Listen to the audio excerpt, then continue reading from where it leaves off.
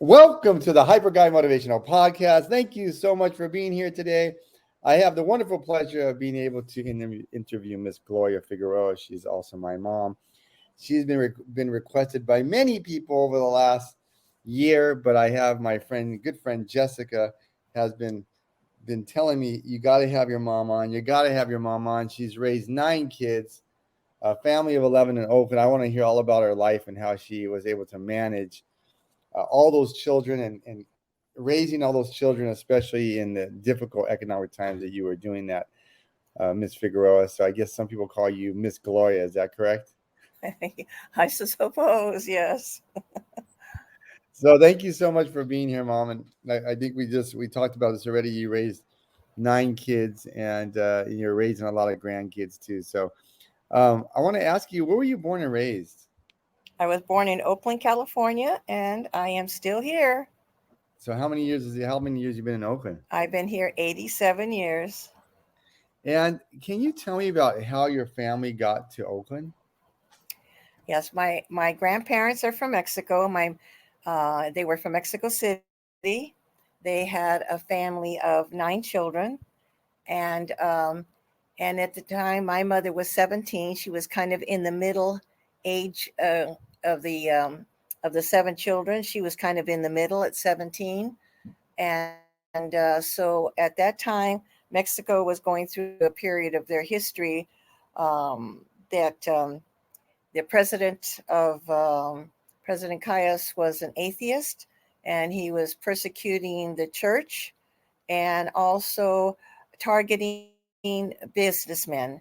My grandfather happened to have a large soap factory, and he knew that the handwriting was on the wall that they would be after him soon, and he didn't want to be having to look over his shoulder and having his family be in fear of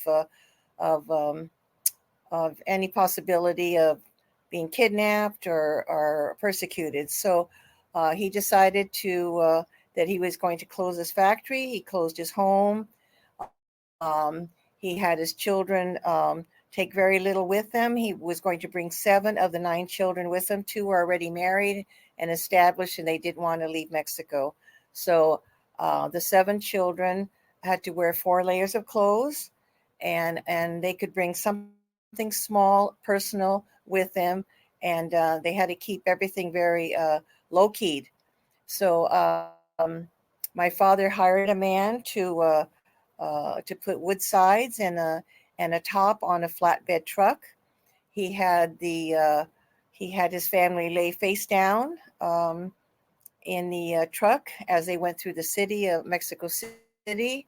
At that time, this was a time of Pancho Villa and Zapata, and it was pretty wild in the streets with shooting. And so they went through the main part of Mexico City, and on the outskirts of Mexico City, then they pulled over, and he wanted to check that everybody was doing fine. And lo and behold, they all had sawdust all over the back of their heads because of the bullets that went through the sides of the wood sides of the truck.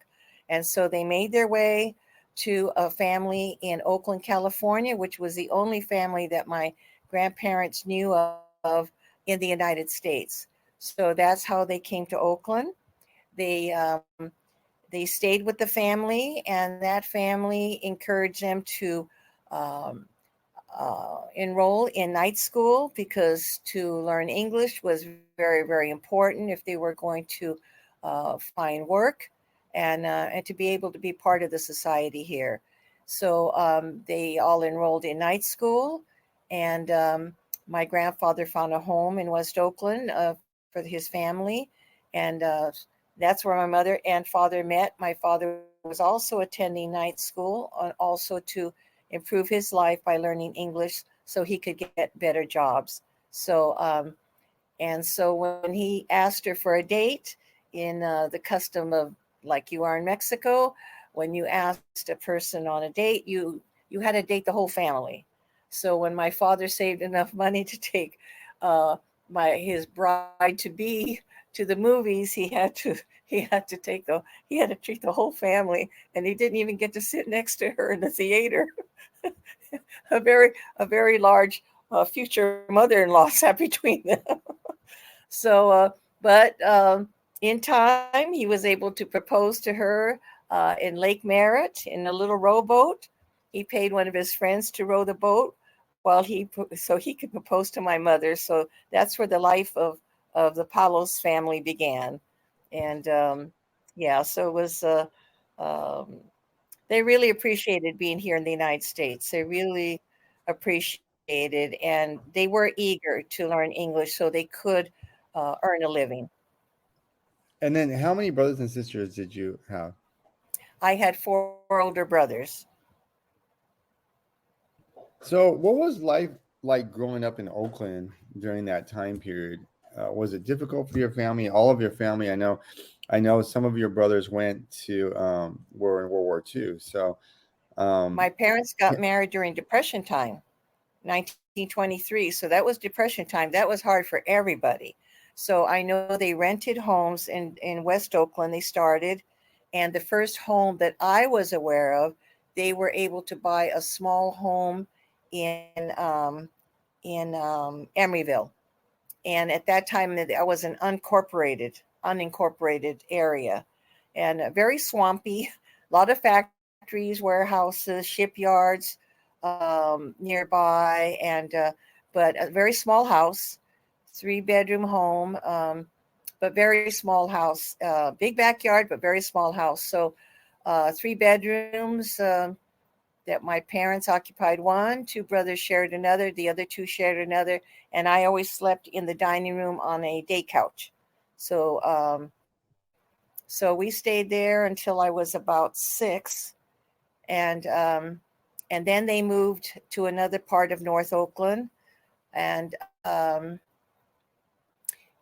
so I started public school.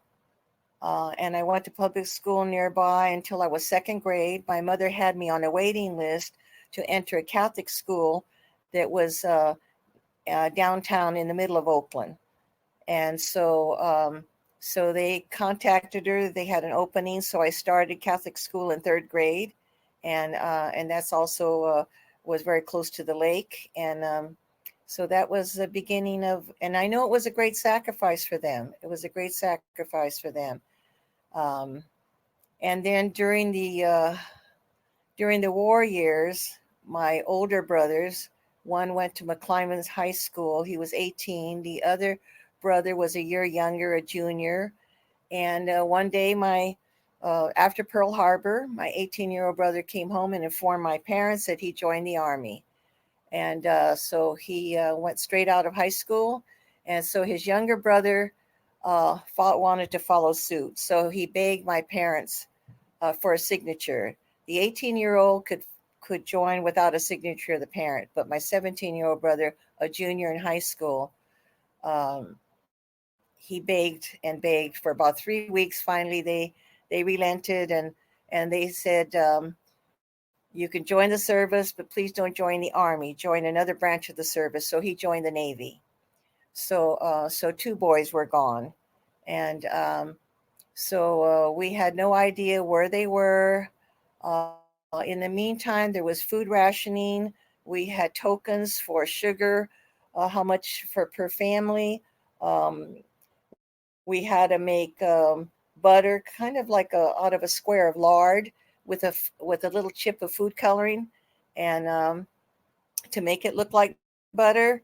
And so we also had a large victory garden. I was very grateful that my father had some farming and ranch experience because he turned our backyard into a beautiful vegetable garden, and we shared with all our neighbors in the neighborhood, and almost everybody in our neighborhood had one, and we exchanged vegetables and fruit with one another. And it was a very sharing time. The community, the neighborhoods were very close knit. We cared about each other. And Our next door neighbors were just a retired family. So they gave us food coupons because they didn't need so much for 2 people. And they gave us extra so that we could have for our family of 5, or actually, yes, of 5, of 7 rather. So, yeah, those days were hard for everybody. were hard for Well, everybody. I know your parents and I know both of your parents were working class, and um, so I know it was difficult growing up, and I know a lot of your brothers went on to college, or they went into different when they finished the military. But I know that two of your brothers, your parents didn't know where they were at, and then Right. they hadn't heard from them for I'm not sure how long, and but We then received, how yeah, did you find how did your parents well, find out where they we were at? would receive letters, but it would be either cut out if there was any hint of where they were or their location. It was blacked out, was like Indian black ink, so we really didn't know where they were. And one day, at that time, the Oakland newspaper was called the it wasn't the Tribune. It was it was another newspaper, and the Post Inquirer. The newspaper came to our house, and there was a big picture, a large picture, black and white, of my two brothers. And they were looking at one another, and their arm was over each other's shoulders. And it said, Oakland boys meet in New Guinea, in Papua New Guinea. So that was the first that we knew where they were. And then we started thinking, where is New Guinea? And where is Papua New Guinea? So they were actually defending Australia. And my brother told me, the one in the army, he was leaning against a tree, resting, and he heard that a landing barge had come. The Navy was landing on a landing barge, and the Navy were coming. And who would be coming in front of him on the path was his brother.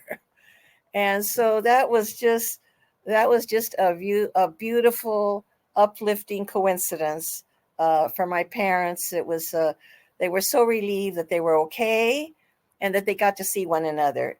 And then, and what was, I think, the most amazing thing is they weren't in the same branch of service, and that they would be there in Papua New Guinea. And people would send the clippings of the newspapers. Strangers would send it to my parents' home, and congratulations. We're so happy that you know where your boys are safe, and please pray for our boys who are in the service, that kind of thing. So we had a lot of newspaper clippings coming from strangers. And so So that was a real highlight for us. when you were growing up, um, what was school like for you? Yeah, I know you went to a Catholic school. Yeah, I went to public What was school school till like for you? third grade. And what was school like for you? Were you always interested in school? What were your kind of goals growing up? Because I know your interests are very varied now. You like I know you really enjoy reading, and you like I think I mean you play instruments, and you've always been pretty varied in your interests. Even now you like documentaries, and you're always reading a book. What were some of your interests growing up? And if you think back at the time, what were kind of your goals, and what did you want to do when you finished high school? Yeah, I think I fell in love with reading pretty quick, even in public school, because they had a library, and I to walk into a room with all those books, and the pretty covers on the books, and that and we were able to bring the books home. And I just remember taking such good care of them, because my mother said they're not our property, they belong to the school. But I love reading the stories that I did. And then when I went to Catholic school, um, which was downtown Oakland, and there was a library, I would say maybe 10, 15 blocks away. A librarian would come to the school, and she would go from class to class with books appropriate for the class that we're in. And she would read us a little bit of the book and said, if you want to know the ending, I want to see you at our library. So all of us would run so that we could get a copy and find out the rest of the story. So I think that always made all of us interested in reading, and it was encouraged. And so that was an interesting thing when I was going to Catholic school. We were taught also the respect. Respect was a big thing in school. You know, also they would let us know that respect not only for the teachers, but but when we go home to our parents, and for our brothers and sisters. And so, so they showed us that respect was a big thing in our society. Another interesting thing, I think, was Bank of America would have somebody come once a week. They gave us a little bank book, a little brown envelope with a little string on it, and they said, "Now you're going to have an account. Have your parents fill this paper out, and I'm going to come once a week. Even if you just bring a nickel, we're going to record it." So that really started to teach us how to start saving. And I thought it was a very interesting thing that the bank, I'm sure that and I stayed with Bank of America all these years until about 2 years ago. But, uh, but I thought it was an interesting thing to teach children that at that age. So I was very proud I had a bank account. And and it was a small school, so it was very personal. Um, uh, I was glad that it was a small school. I felt very comfortable, made good friends with all our classmates. Yeah, we were all very close to each other, And I know and we some were of the pretty much your all of the some of same your economic background. So we were all kind of on the same level of the way our families were raised. and I know some of you still have some of your high school classmates are still best friends, and you still get together for Yes. lunch on occasion. And that's been a tradition for how long has that group been together? I went to high school in 1950 to 1954. 1950, my parents moved to East Oakland, and they wanted to be near a Catholic school. The closest they could get was 18 blocks away, and that's the home that I reside in now. And so again, a small Catholic school. So it just felt like family. My grammar school felt like family. My high school felt like family. And to this day, I still meet with uh, some of my classmates about every 3 months. Um, and uh, and we share a lot of good memories. So let's skip to when you met, you know, when you started your own family, and how old were you when you met your husband? And at the time, were you thinking I'm going to have 9 kids? Because you raised 9 kids, you were a stay-at-home mom most of the time, and then you started working at the later part of your career. But what made you, when you got married, were you thinking I'm going to have 9 kids? Well, even as I think I started babysitting in our neighborhood at 13, and I really enjoyed it. I used to babysit for neighbors, and then I had a little job when I was in high school. After high school, I went to work at a restaurant with a girlfriend. Her dad had a little restaurant in San Leandro, so we had permission to leave school about 15 minutes earlier so we could hop the bus. Hop the bus and go to work. And there I met a lot of nice people, and they even asked if I could babysit their children, like on the weekends. So I did a lot of babysitting, and I really enjoyed it. And um and at one point, maybe when I was 15 or 16, I always thought I would like to work maybe at an orphanage. I'd like to work around children. And so uh, so I think I was always comfortable with being with numbers of children. So when did you get married? And then I guess you met your husband when? How old were you at the time? I And was then 19. I was 19 when I met him, and he already had been out of the service. He was in the Korean War. He was already out of the service and working. He was pretty much already established, and had a good, reliable job. And so we dated, and kind of knew it clicked pretty quickly. And he was from a family of 11 children. So when it came to talking about marriage and family size, we always planned on a big family. We knew the blessings. There were a lot of wonderful things about being raised in a big family. so how old were you when you had your first child? I And was then 22, you're 22, 22 years old. Yes. and then subsequent kids, was that a spacing of a year apart, or what was it? What was that like? Yeah, the first four were pretty much a year apart. And um, with when I was expecting our first baby, we were living in a apartment, and here in Oakland, about maybe 20 blocks away from where my parents lived, and my in-laws again about 20 blocks away. And so when we were looking for a larger apartment, as soon as they saw that I was expecting, they said, no, we don't want to rent because the babies will be crying and there'll be a disturbance to other people in the apartment. So my parents said, instead of looking for it, why don't you come and stay with us? It was just my parents' two-story house. They said you can have the upstairs and save your money so you can buy a home. So we did.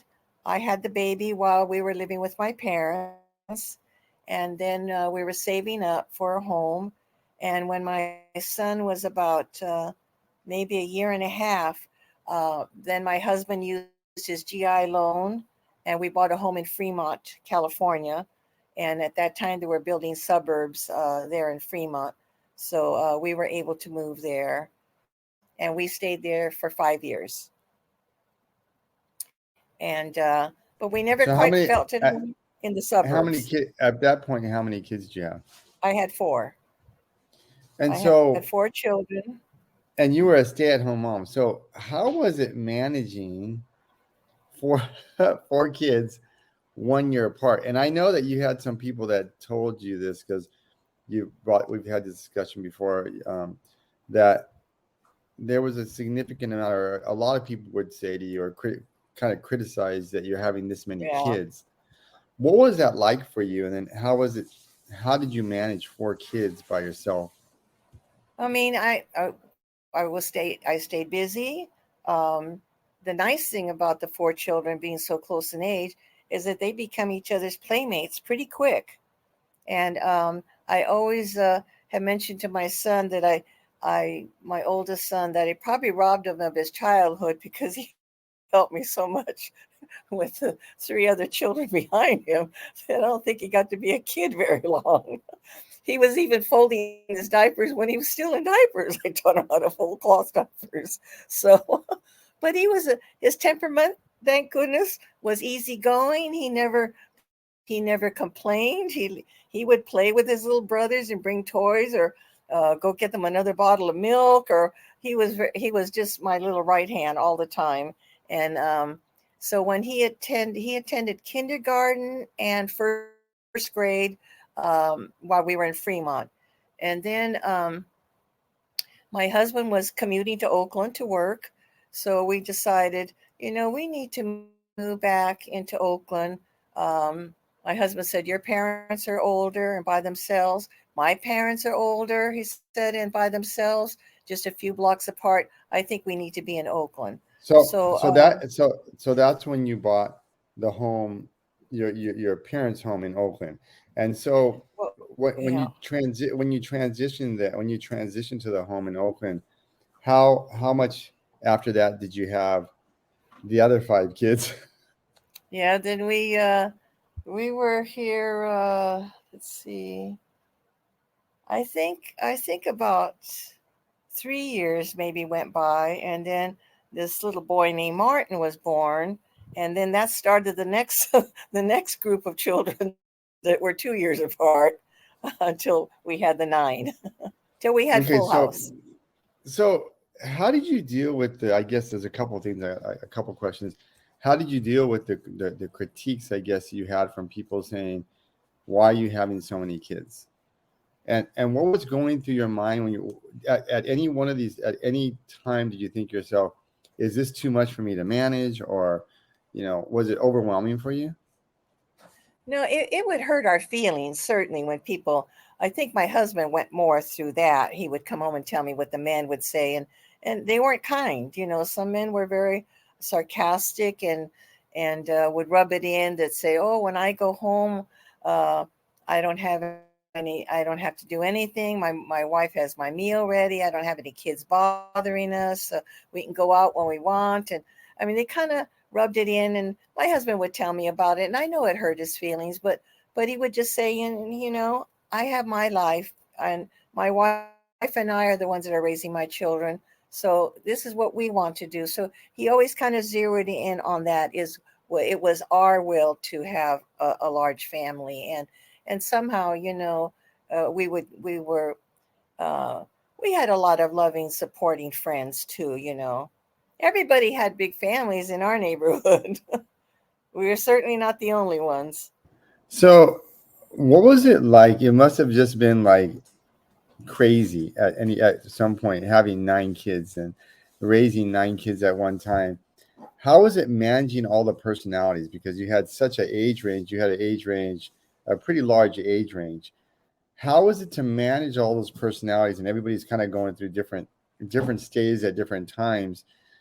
How was it managing those, and how did you manage all those personalities and then manage your relationship with your husband at the same time? Well, I think when you start having children close in age, you start to learn. I probably wasn't a multitasker when I got married, but you start learning that, and it was a necessity, and then that just kind of became a way of life, and it became easier.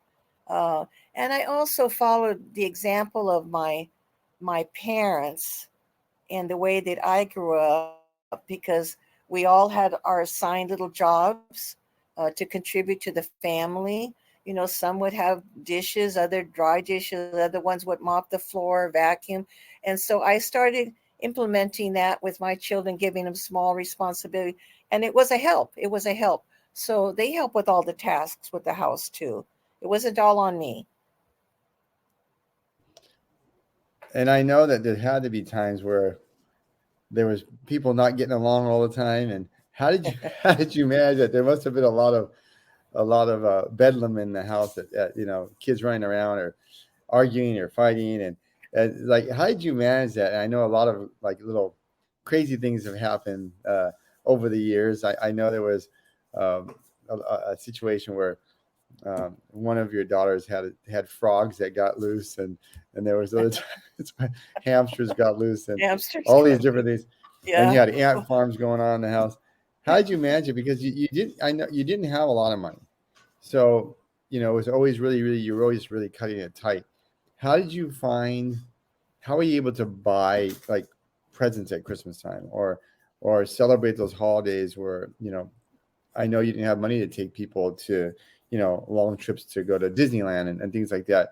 What did you do to manage all that and We kept manage things the? simple. We kept things simple. The children didn't expect, I'm sure, deep in their heart when they wrote their Christmas list, that they knew they weren't going to get.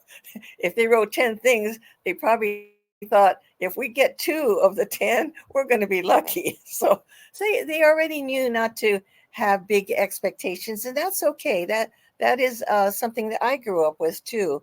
We knew my parents were struggling financially, um, and so we never asked for big things. But in my heart, maybe I would love to have a watch at the age of 14. I would love to have a watch, and if it came, fine. And I know for graduation from 8th grade, a watch did suddenly appear.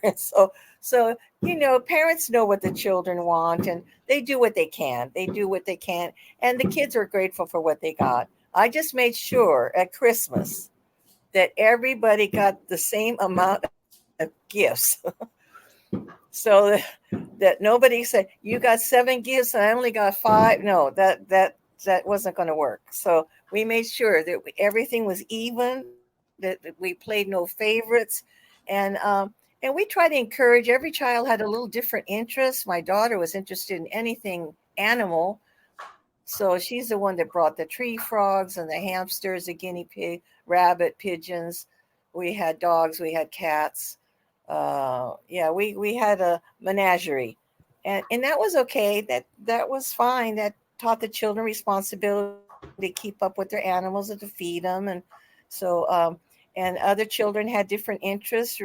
My oldest was interested in insects and had ant farms, and so he had a microscope and test tubes, and he enjoyed that. Another one enjoyed a collection of rocks. He was very interested in rocks, and so we would go to rock shows downtown and buy his little rocks. And so his collection, we all had stamp collection, And and my I kids think, learned a lot of and geography I and think stamp collection. one person had an ant farm, right? So, Yeah, yeah, yeah. so let me ask you this. I know that you were also involved, that you were very involved with the church at the same time. So you were managing church activities while having to bring kids to an elementary school and a high school, and you're like juggling all those things. How did you do that? And then how did you motivate the kids in your house to focus on school? And I and yeah. what were your goals in some ways? Did you expect everybody to go to college? What were your expectations, I guess? Well, we always knew when we were raising the children that we wanted them to go to Catholic school because we knew that they would be on the same page as the way we want to raise our children. We knew that they would be on the same page of teaching our children the same values. So that was our, and that was a big sacrifice, um, to be paying tuition and and then once children started going to high school, then um, I had high school. You can hear the little fireworks in the background here. Um, then then the children started having little summer jobs, and they helped toward their little school things that they had. But my husband would volunteer and do bingo nights, and that shaved off a little bit of the tuition. He did yard duty on his lunch hour from work. He'd go and to the grammar school and watch the children while they ate lunch, so the teachers could eat lunch. So they shaved off a little bit of off of our tuition in grammar school. So there were ways that we were able to help with the kids with their tuition. And then what about like the anniversaries and your anniversaries with your husband? How did you celebrate those and your date nights you had to have because you probably were like had no time because you're with your kids 24/7. How did you maintain that? Well, we would laugh because we said, my husband would say, well, we have money to go to a movie, but we won't have the money for a babysitter. So what do we do? So, so, so it hardly ever came together. We had the money for a movie and a babysitter. So, I remember a priest giving us a little suggestion. He goes, if you can't afford to go out, he says, then you make sure that you have a date night. You could have it in your home. So Saturday night was our date night. I would feed the kids earlier Saturday, like 4:35 dinner. Then Richard and I would get dressed up like we were going to go to church. And then we had chicken fried steak, a salad, and a potato, and a glass of wine and candlelight in the dining room. And we pushed all the kids in the TV room to watch TV while we had our date night. and Well, and that we could afford. That we could afford. well, I have a few questions I have to give you from Jessica specifically for you. You answered one of them. How was raising so many kids? You know, it's very difficult. I think you've spoken about that. I guess one of the other questions is how did you emphasize the importance of education and service? And I know that you got a Mother Seton Award for the service you did in the Oakland community. How did you pass that on? That education was important and that service is important. Well, I made sure, when the homework was, I made sure that the kids got to do their homework, and always aim for them learning as much as they could. They had the privilege of going to a private school because that really was a privilege. And that was emphasized through their teachers, the importance of their education to learn what they can for their future. And my husband already say, I'm doing everything I can to support you through your grammar school and high school by sending you to a private school. He said, but college, I probably won't be able to help you financially with college because we'll always have somebody in school, still to cover in the high school at the time. So that's what we did. And the kids knew that. They knew that Dad said I can help you in any way up to that time. I mean, if the kids had candy sales, my husband would take the candy to work and sell it to all the co-workers. I think every time they saw him, they go, "What are your kids selling now for the school?" And but he pitched in. He really pitched in, and I think the kids really appreciated he had the interest to do that. And and then if I did any volunteering, it took a while before I could volunteer anything at school because especially when I had little ones at home. But once my children were all in school, then I was able to be room mother and help with the cupcake sales and things that the school involved. I could help a little bit at church. So it really not until the children were all in school could I really volunteer to do some volunteer work. And I liked it, and I think the kids were happy that I was at school showing up and showing interest in what they were doing. And growing up in Oakland, I mean, there's certainly one of the things I love about Oakland is so multicultural. I think when you grow up in Oakland, you certainly have the ability to get along with all different cultures and people from all different backgrounds. But Oakland certainly has its challenges, and um, living in Oakland and given some of the economic disadvantages that you had growing up and the family had growing up, how did you encourage the kids in your family to like pursue education and to overcome that, to not allow that to stop them from succeeding? Well, I think what was nice about our neighborhood was that all our families, if my children were playing at another neighbor's house and if somebody misbehaved or I knew that mother would call me and would let me know, and they knew that I would do the same. So we were it's kind of like it says, it takes a village.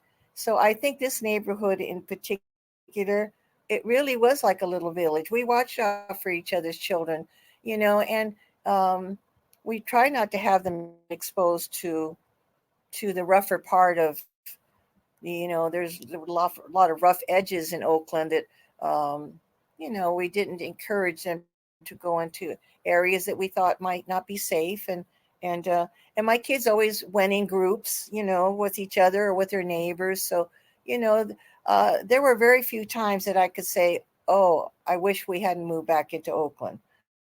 There were very few times, and those times were always because of maybe some incident that would cause some harm to my children. What were, if when you look back, what were the three most important things you wanted to teach the kids growing up, your children growing up? If you in retrospect, when you look back on life, what are the three things that you wanted to give them? I think as when I was growing up again, it reflects all back to how respect was probably one of the biggest things, that they were to be respectful to their dad, respectful to me, to the neighbors, to one another. And sure enough, I mean, they were all different temperaments. They would have their little disagreements, but really, there wasn't a lot of bickering and fighting, and it was like a little slice of society because they were already learning to live with different temperaments under one roof, and so that really prepared them for going out into the world. Because when you're in a workplace, you're working with a lot of different temperaments and personalities, and somehow if you grew up learning how to work those things out, then it made your life as an adult easier. So respect, and also to do their best. I didn't expect everybody to make A's, but my husband and I did expect them to do the best that they could, the best of their ability. Um, Those were two. I don't know what the third one. yeah. The What's third the third one? You Well, and I think to take on some responsibilities within the family too, to help us out. Everybody did yard work. We had a victory. We also had like a vegetable garden and flowers and plants, and everybody had to pitch in with cleaning house in their rooms. When they came home, change out of their uniform. so their uniform would last longer, and change into play clothes. Um, by that time, I had their clothes folded. They could take their little bucket of clean clothes upstairs and put them in the dresser. So they had to take their little responsibilities here. And again, that was an important thing for my husband and I, that the kids would be respectful, do the best they could in school, and also to be responsible. I think I'm going to give you an obvious one that I think that you always emphasize, you and your husband would emphasize, is to have faith in God as well. And I think, or and it Yeah. could be, and and I don't think you ever said it had to be a specific one. You always just said to believe in a higher power or somebody else that Yeah. to have faith in. So I'm gonna give you that. That's another one that you've articulated. Yeah. Yeah. Yeah, and the That was question I have is, important. how did you take care of yourself when you were raising the kids? What did you do to nurture yourself then, and then what do you do to nurture yourself now? Because one of the things I always have known about you, I can't think of a time where you weren't trying to better yourself. You didn't have a lot of money. You didn't go to a big university or a college or anything like that. But one of the things that you always have tried to do is you always were reading. You were always, going to shows or Broadway shows or whatever you could, um, watching documentaries. When you were raising a family, did you do those kind of things? What kind of things did you do then, and then what kind of things are you do now? Well, again, reflect back to the basics of when I was growing up. My mother always had, she was an excellent seamstress. So I learned to sew from her. So I was able to do some sewing for especially for my girls, um, and myself. And she always had hobbies. She always had her garden, her flowers, embroidery. So I also grew up having hobbies, and I continue to do. That was a little outlet for me. I learned how to quilt, and so when the kids are taking a nap, I would take 1 hour to do something by hand that was creative, and that would give me that uplift. And yeah, I look forward to that every time, every day, or a little 1 hour of reading, uh, and that would be enough for me to uplift me for the day. That kept me going. And what about now? I still do. I paint rocks. You know that. I embroidered a lot. I quilted a lot. I made church banners. Yeah, I always had. I like being creative, and my And I know mother I taught me that. My and mother I taught me and that. I know you're still very much involved in the church and doing a lot of stuff with the church, and I think that's been a Slowing life down. a I have life slowed down. a lifelong you know this one of Yeah. those vocations that you always had, an avocation, I guess. But when you look back at your life, as a mom, how do you think you did as a parent? Oh, you look back and you think, gee, I probably should have done this and I should have done that.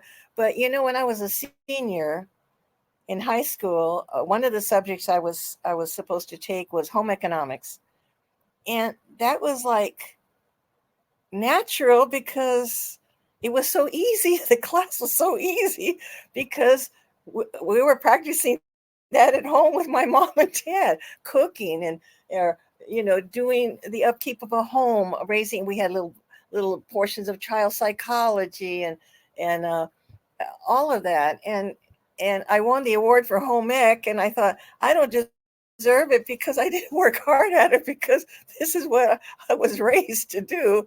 And so even that, I thought of that many times when I was doing anything in the house. I thought about that home ec class. I thought, boy, that really did come in handy after all.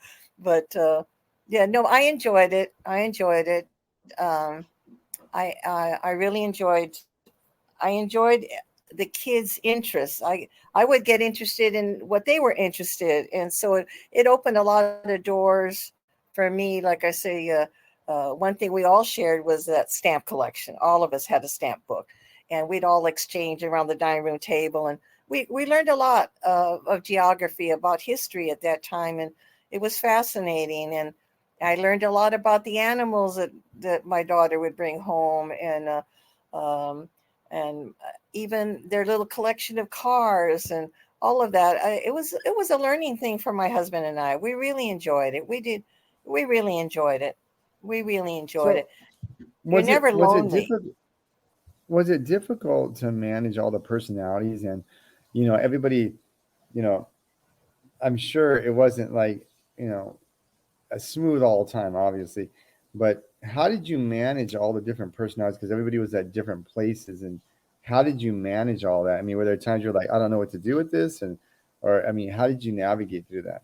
Well, many times I would just compare. I thought, geez, this child's a lot like my older brother. And I know how my older brother would do this or that.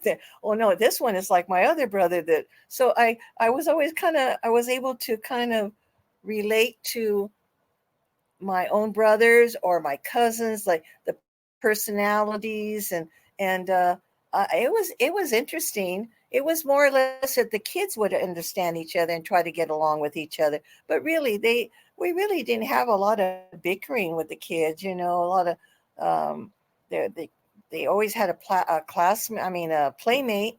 They never got lonely. There was always somebody who would play a board game with them or play something with them.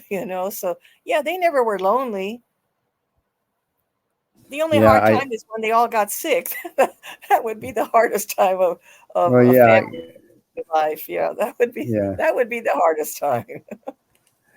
and I remember that you had a back house, and I know that one of your kids rented that back house, and I recall that back unit was falling apart, and Oh, and one of the times he felt he no longer wanted to live there anymore because one day he woke up and there was an actual a mouse little sleeping mouse on his she was sleeping on his chest, and on top of kind his of blanket. that kind of ended that experiment.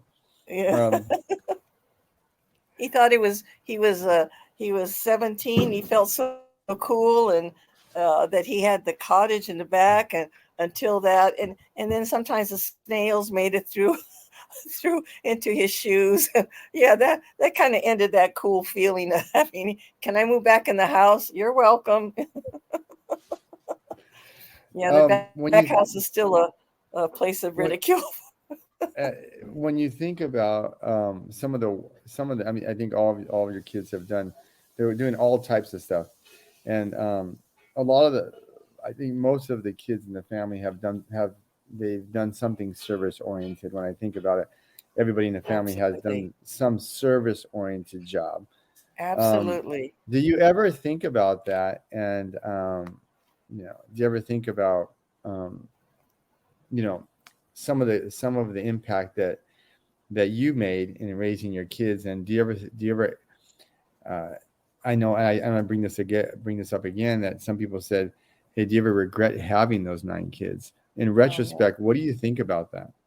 Oh no, no. Everyone that was born was meant to be here and to do something on this earth to make it a better place. And I remember when one of my sons graduated, the night of graduation took place in church, and I walked in and I was so impressed.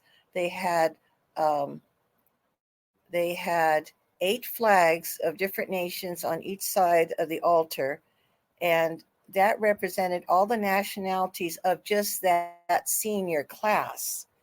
And I thought, look at this beautiful diversity that the school. Imagine 16 to have 16 different cultures in one graduating class. And my children learned about the cultures of others just by being in school with one another and sharing their stories. And it was kind of like a celebration of the different nationalities.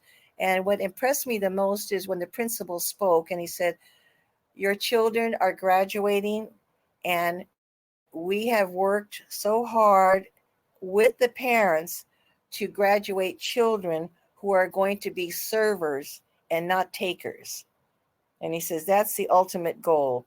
People who are going to go out and serve the world and not the ones who are going to just be taking. So, and I thought he really expressed in that one sentence exactly how my husband and I felt. What advice would you give if you could give mothers that are struggling, or it's tough, to raise a family, or what advice would you give the moms out there, that are saying, "Oh man, did I get myself into too much?" Or, how do I get through this? What advice would you give them? You just kind of try to handle one day at a time. You just try to handle one day at a time, do your best. And sometimes you'll make mistakes and you think, okay, I won't make that mistake again. So you're learning along with your children. You're learning, you're growing with them, you're maturing as they grow. And, when you're a parent for the first time, you've never been a parent before. So it's all new. It's all new. And so that's, oh dear. But anyway, I felt I was growing with them. I was learning through their hobbies, through their interests. They opened up like the world to me because of their individual hobbies. And I remember when you were in school, you had an excellent English teacher, Mr. Lettich, that I don't know how it came up that somehow you brought up what your favorite author was. And a few days later, on the on our front porch was a shoebox filled with paperbacks of that author, all the books that he had written. And that just moved me so much that teacher took such interest in you, Martin, because he knew you were such an avid reader and you were just hungry to learn more. And people come into your lives and to your family that really like this was so supportive, so supportive. So you're not alone. My neighbors were supportive of one another. I helped to support them. And then look at the teachers in all of your lives. And I'm sure everybody had a favorite teacher that felt made a big difference in their life. And I, with Mr. Lettich, I know for you, that was um, definitely a wonderful thing.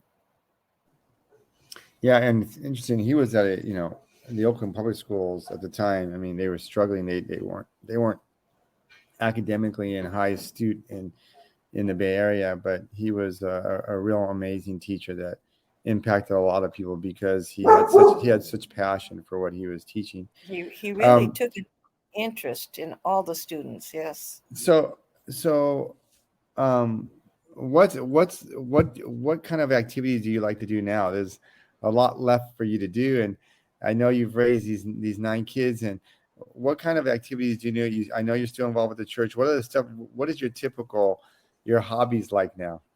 Well, here at home, I still enjoy listening to music. I love Broadway music. I like Latin. I love music, and so that's a part of my everyday here at home. Um, I learned to play guitar a long time ago when my husband was playing guitar at church.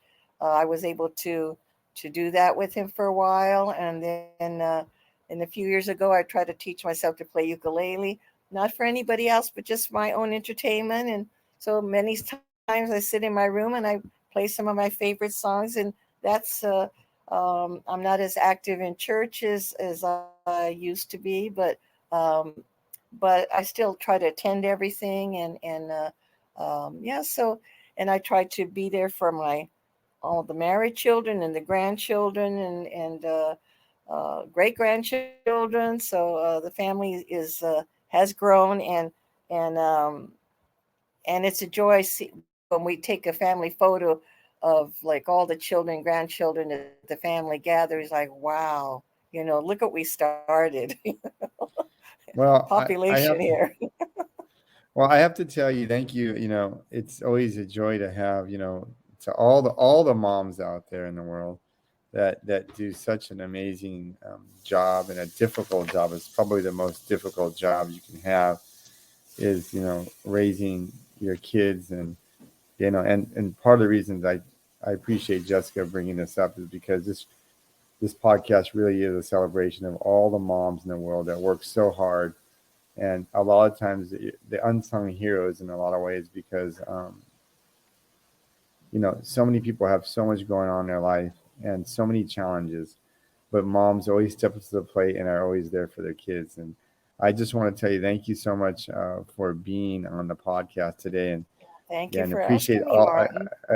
I appreciate all the work you've done to raise us, but to be an example to others as well. And again, this is in some ways a homage to all the moms out there, the Jessicas and Jennifers and all those wonderful people that I know out there that are doing amazing things, and moms to come, and then Yes. stepmoms and all Yes. the women out there that are doing amazing things, helping to raise people, raise kids, and Yeah. raise friends of family and so forth. So, thank you for being here, and It's join us my for our next pleasure. podcast. And thank you so much, Miss Gloria Figueroa, for being on here.